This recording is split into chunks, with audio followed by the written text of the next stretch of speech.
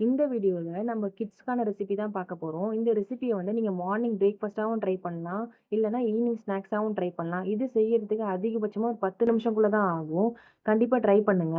இந்த மாரி ஹெல்த்தியான ரெசிபி தெரிஞ்சுக்கணும்னா நீங்க நம்ம சேனல சப்ஸ்கிரைப் பண்ணிக்கோங்க. பெல் பட்டனையும் கிளிக் பண்ணிக்கோங்க. அப்பதான் என்னோட ரெசிபிஸ் உங்களுக்கு ரெகுலரா அப்டேட் ஆகும். வாங்க எப்படி பண்றதுன்னு பார்க்கலாம். இந்த ரெசிபிக்காக நான் 1 உருளைக்கிழங்கும், 1 முட்டையும் எடுத்திருக்கேன்.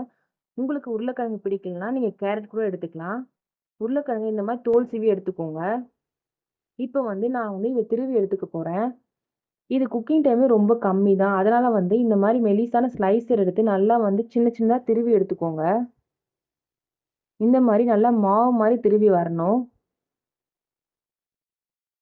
இதுல இப்போ நம்ம வந்து ஒரு முட்டைய வந்து உடைச்சு ஊத்திக்கலாம். நான் வந்து ஒரு குழந்தைக்கு செய்றேன். உங்க வீட்ல எத்தன பேர் இருக்காங்களோ, நீங்க அதுக்கேத்த மாரி முட்டையோட கவுண்ட்டையும், உருளைக்கிழங்கோட கவுண்ட்டையும் இன்கிரீஸ் பண்ணிக்கோங்க. இதுல வந்து ஒரு பிஞ்ச் அளவுக்கு மஞ்சள் தூள் சேர்த்துக்கோங்க. ஒரு பிஞ்ச் அளவுக்கு மிளகாய் தூள் சேர்த்துக்கோங்க. உங்களுக்கு மிளகாய் தூள் வேண்டாம்னா நீங்க அத விட்டுறலாம். சேர்த்துக்க வேண்டாம். கொஞ்சமா வந்து உப்பு சேர்த்துக்கோங்க. ஒரு 4 மிளகு இடிச்சு சேர்த்துக்கோங்க. ஸ்பூன் வச்சு நல்லா இந்த மாரி மிக்ஸ் பண்ணி எடுத்துக்கோங்க. முட்டையும், உருளைக்கிழங்கும் நல்லா வந்து ஒண்ணுக்கொண்ணு ஒட்டி நல்லா மிக்ஸ் ஆயி வரணும். இந்த மாரி நல்லா மிக்ஸ் பண்ணி எடுத்தோனே, இப்போ நம்ம இத வந்து தோசை கல்ல ஊத்திக்கலாம்.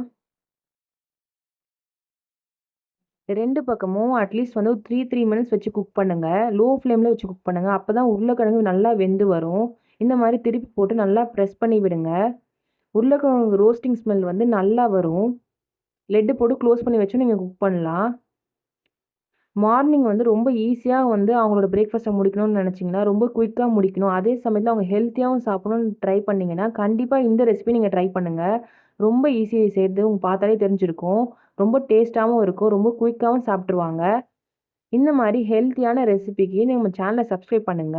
பெல் பட்டனையும் கிளிக் பண்ணிக்கோங்க. அப்பதான் என்னோட ரெசிபீஸ் வந்து உங்களுக்கு ரெகுலரா அப்டேட் ஆகும். Thank you.